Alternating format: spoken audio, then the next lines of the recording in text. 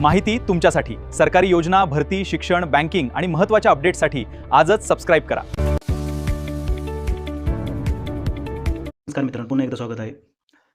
तर युरिया आणि DAP तुम्हाला स्वस्त दरात भेटणार आहे. तर काय आहे ही माहिती सविस्तर जाणूया. खरीप हंगामात युरिया खताच्या तुटवड्याबाबत शेतकऱ्यांमध्ये चिंता निर्माण झाली.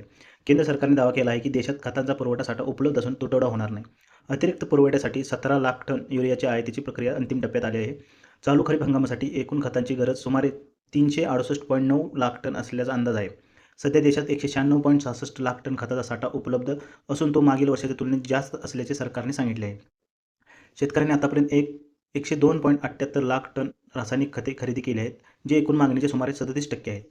सरकारने देशांतर्गत उत्पादन आणि आयात याद्वारे 50 लाख टनाहून अधिक युरिया, DAP व इतर खतांचा साठा सुनिश्चित केल्याचे म्हटले आहे.